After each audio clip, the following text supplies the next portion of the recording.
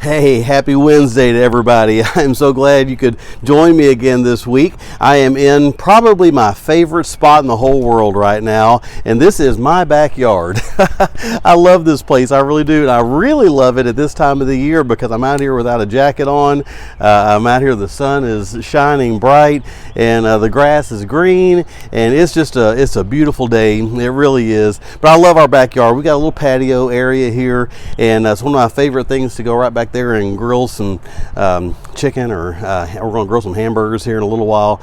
And this is my backyard, so welcome to the King House. And the reason why I wanted you to come to my backyard tonight for our Where is Pastor King on this Wednesday is because I wanted to show you something that my wife does, and I've got a lot of plants right here, and I'll tell you about that in just a minute. But this is what the sermon tonight kind of revolves around.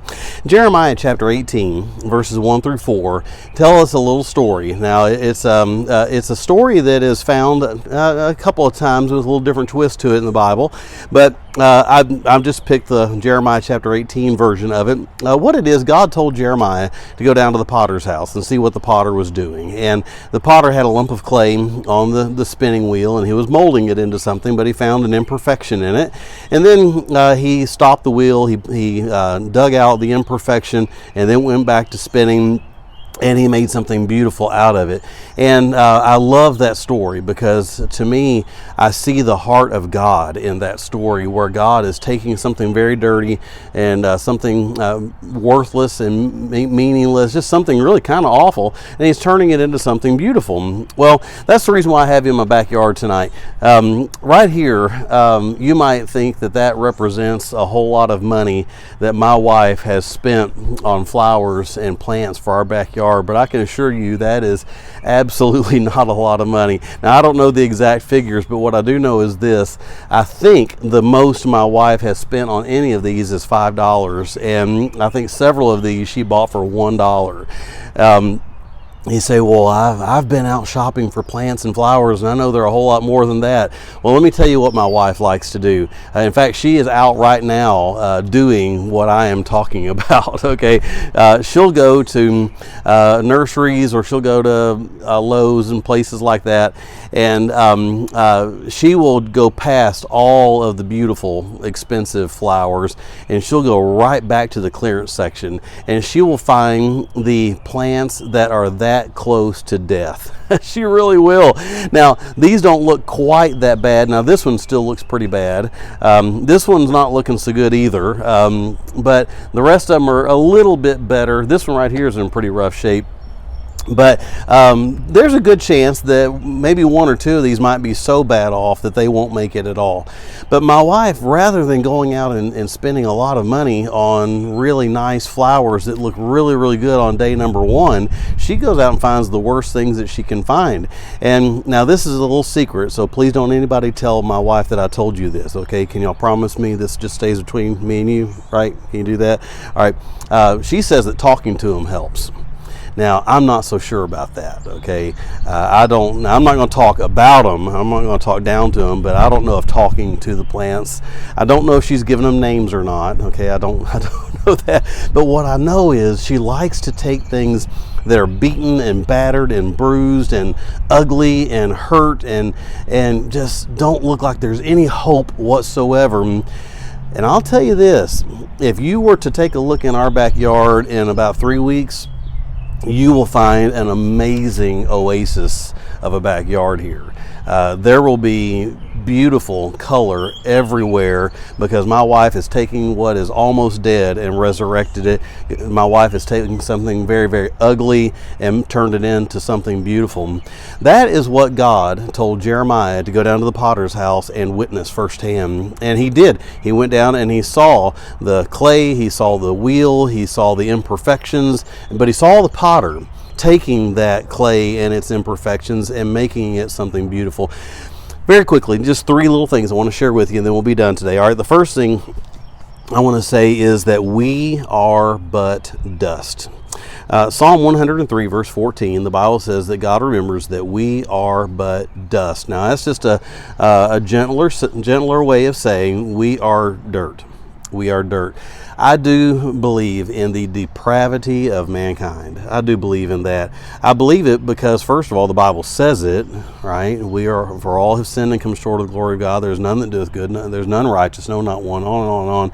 I do believe in the depravity of mankind. I believe because the Bible says it. Number two, I also believe it because I have witnessed it firsthand. What would our town be like right now if the police announced they're taking tomorrow off? It would be pandemonium. It really would. I believe in the depravity. God said that He remembers we are but dust. We are just dirt.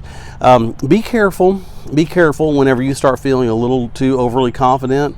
There has been a movement around for decades now saying that we need to build greater self-esteem in people. I'm not so sure. I think we need a greater God esteem in people. I think we need a greater others esteem, Philippians 2, in our minds. We are but dirt. We are but dirt. I think the greater need is not that we feel better about ourselves, but the greater need is that we truly understand what God says about ourselves. So I think to understand the molding of the clay, you got to know, first of all, what the clay is. The clay is dirt. It is just dirt. God starts with a blank canvas, but that blank canvas is a very ugly blank canvas when He's trying to turn you into something beautiful. So the first thing I wanted to give you was Psalm 103 verse 14, we are but dust. Number two, the second thing is that God can mold a humble heart. Listen to this verse. 1 Peter chapter 5 verse 6 says, humble yourself therefore under the mighty hand of God, that He may exalt you in due time. Humble yourself. I like the part under the mighty hand of God. The mighty hand of God.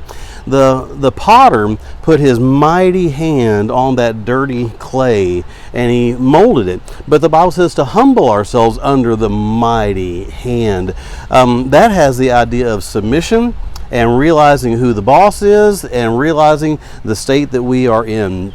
Humble ourselves under the mighty hand of God. God does want to turn you into something beautiful, but He will not, He cannot. He has limited Himself in that He will not do that until you humble yourself first. Some might say, well, do you not believe that God is sovereign? Oh, I believe God is sovereign. He made the rules that you humble yourself, and then He'll turn you into something beautiful. So number one, we saw we're but dust. Number two, God can mold a humble heart. But the last one is, now you can be an instrument of God. 2 Corinthians chapter 1 verse 4 says, who comforteth us in all our tribulation, that we may be able to comfort them which are in any trouble. Once God has turned you from dirt into a beautiful vessel, now you go out and do the work of God and turn someone else that's dirty into a beautiful vessel through the power of God. One of my favorite songs is called The Broken Ones. And it's just a very simple little song about a little girl named Maggie who found a Raggedy Ann in the neighbor's garbage can. And the song goes on to describe how ugly and beaten up the Raggedy Ann was.